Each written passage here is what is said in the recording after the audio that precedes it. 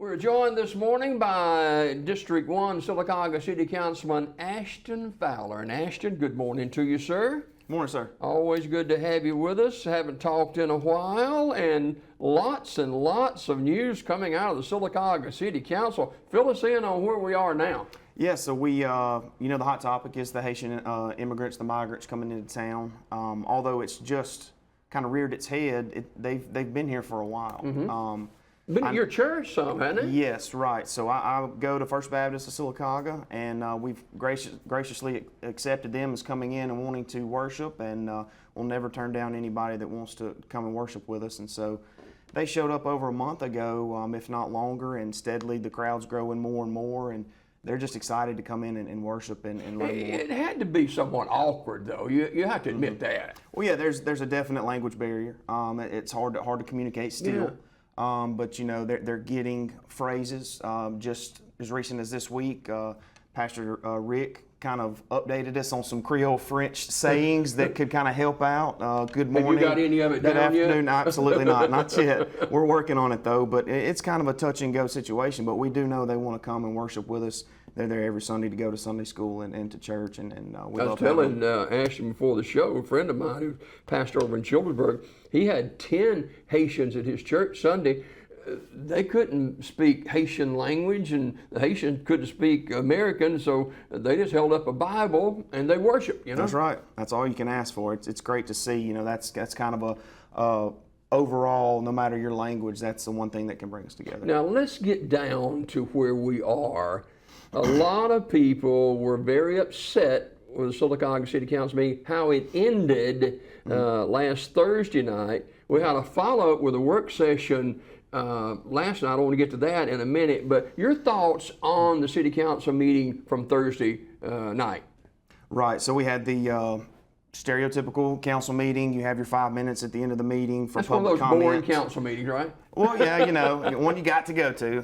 But no, yeah, we had some people come in wanting to talk about the Haitian immigrants, and we answered to the best of our knowledge, in which is pretty much not a lot of information we have. And I think that frustrates some people, and I do understand the need to kind of feel not at ease, kind of worrisome about the different people coming in, from migrants coming into town, and you just don't have the information. But I believe what frustrates them the most is we have the same information as them, which is pretty much nothing at this point. We've asked the questions to the higher ups, the state officials and whatnot.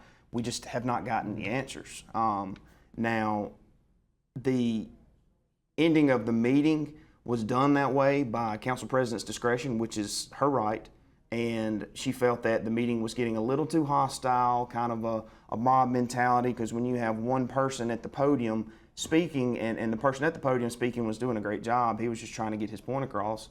But you have others in the background kind of raising their voice, yelling, and then you have a couple others standing up, coming towards the podium, and it's not calming down. It's getting escalated, and that's her job to worry about.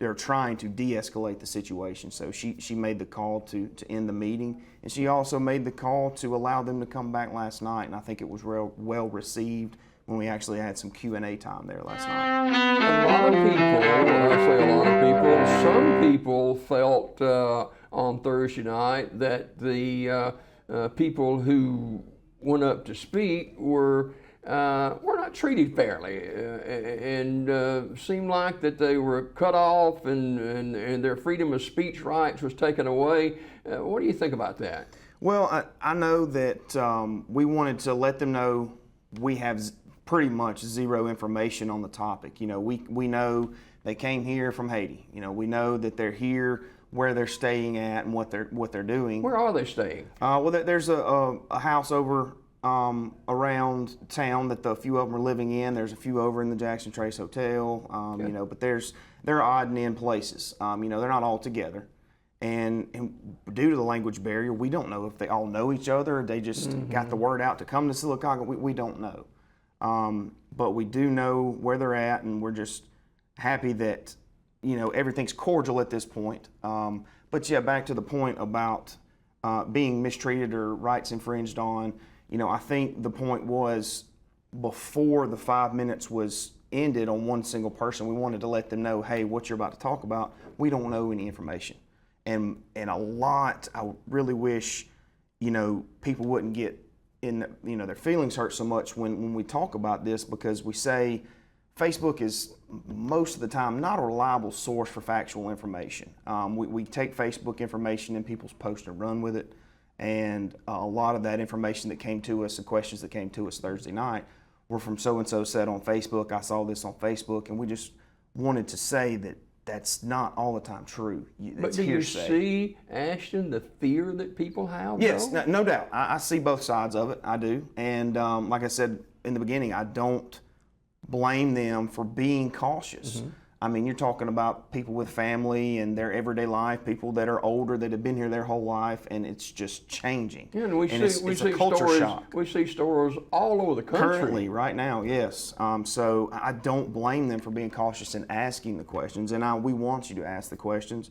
And as Tiffany stated last night, Councilwoman Nix, that we're going to update everybody every meeting we have on whatever further information we have, because we have different council members reaching out every day to people who can inquire more, because this is at a federal level. Mm-hmm. This is things that immigrants are coming in, whether they're legal or illegal, they're having rights just as you and I have. And it's sad but true, due to some bills that have been passed, up in DC and stuff that we cannot control even if we wanted to. So it starts from the very tip top, and it's hard to make it there, but we're trying to get the answers that we can. So last night, had a work session that had to do with the budget, the 2025 budget, and I don't remember it ever happening before. It may have, but I don't remember it ever happening before where you gave opportunity for people to speak at the end of a work session. No, and really that was all it was going to be, was just a work session. Yeah. No council, no formal meeting to follow, but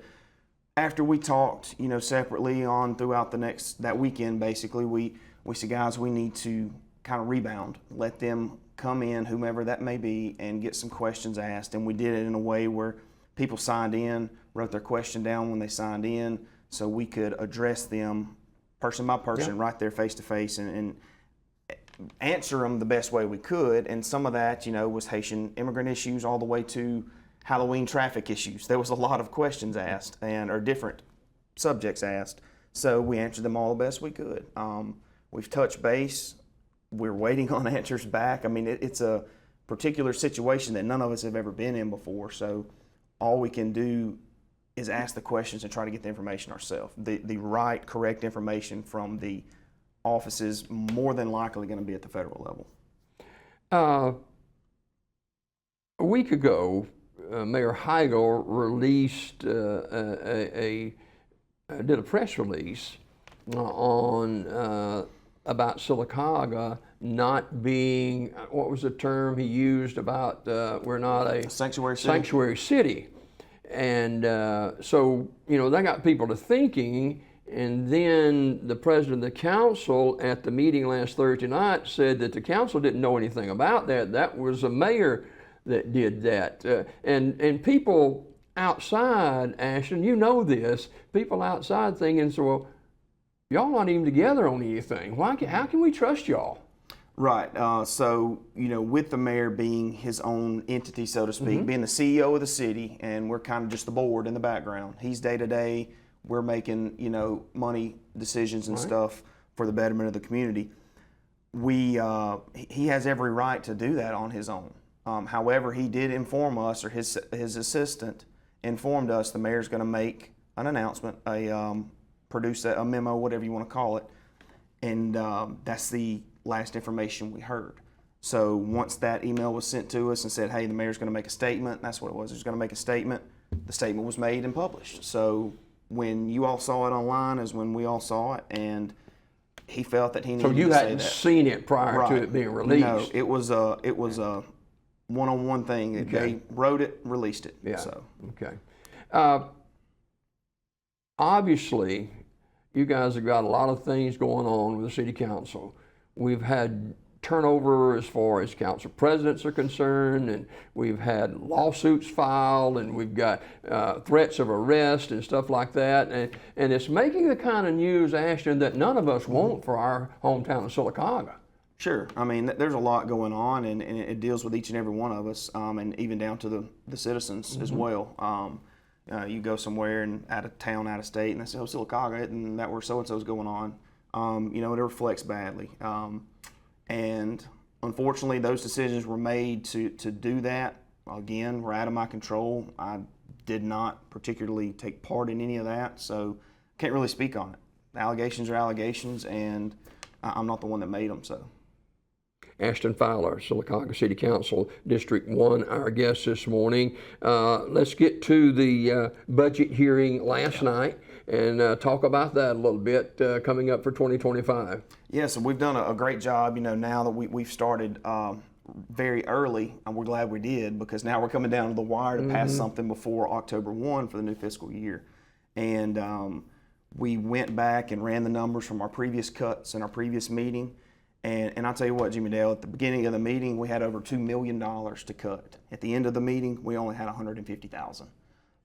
So a lot of that is moving money around to make sure that our priorities are taken care of, and then we can get some other stuff that maybe not on the higher priority list, but just has been an outlier for so long taken care of.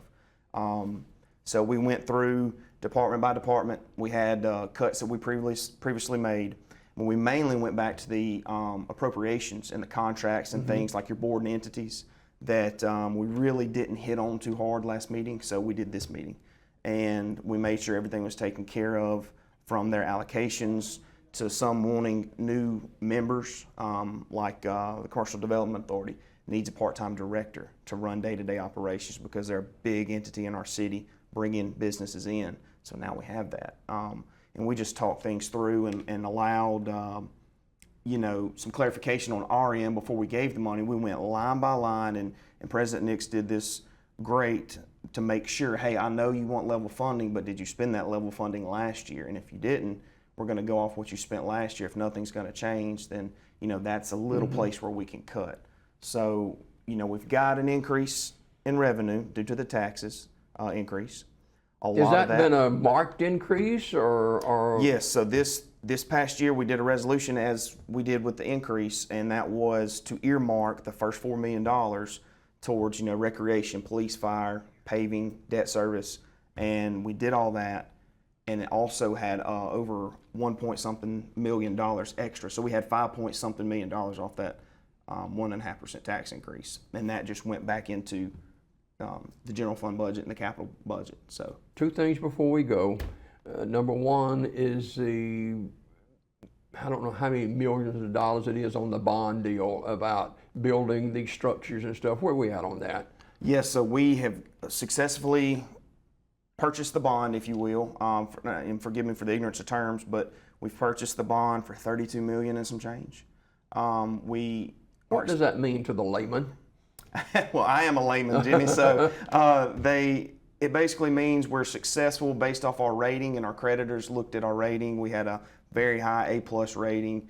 We went into the market. We were able to secure the bond at a lower, considering the interest rates today, it was at a lower rate. We got the bond purchased, so we will have the money in our account very soon, the $32 million and some change.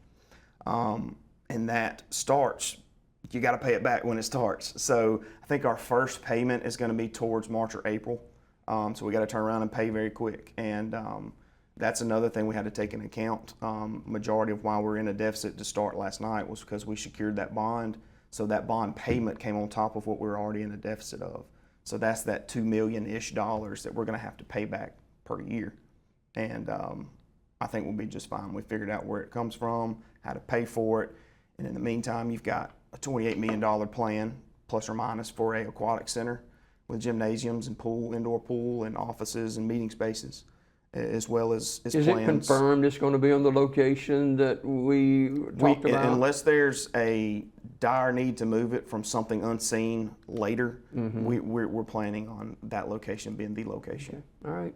Appreciate you coming this morning. Yes, sir. Thank you for having me. I want you to take the last 60 seconds, and you as a Sylacauga City Councilman, District 1, you represent District 1, but you're a spokesperson as well for our city. I want you to speak to the people Sure. that are watching this morning of how they can settle their nerves a little bit and have more trust in the Sylacauga City Council. To be honest with you, it doesn't seem like there's a lot of trust out there right now. Right. Okay, guys. Well, I mean, I don't blame you for asking the questions. That's your everyday right. That's my right, and everyone's here. But I thank you for coming to us, and as part of being citizens is keeping us as council members and city leaders in check and asking the questions kind of for checks and balances. So over the past few weeks, months maybe, when especially dealing with the Haitian migrant crisis, if you will, in town, I've come to find out the care and the love and the curiosity that the citizens have here. And I want to ease everybody's mind in that we are working with each other as a council, and we will not ever agree on everything that we do. But we are not as prideful to say it's my way or the highway. We're pushing things aside, hearing each other out, and going with the best decision to better Sylacauga. So again, please continue to ask the right questions. And if you want information or curiosity of what's going on in the city, please come to one of our meetings. You can reach out after you watch a meeting. There's a city website, cityofsylacauga.net, I do believe. You can contact us via email, each council member and mayor from that. Ask your questions, get our phone numbers, call us, text us, and we'll get you all the information you need to know. And I appreciate the outreach for that, and that just shows the pride and the respect you have in your city. You want to make sure that we and everybody else is handling it correctly so we can keep Sylacauga moving in the right direction. Ashton Fowler, Sylacauga City Council District 1, our guest this morning. Ashton, always a pleasure. Got more Daybreak. Our star.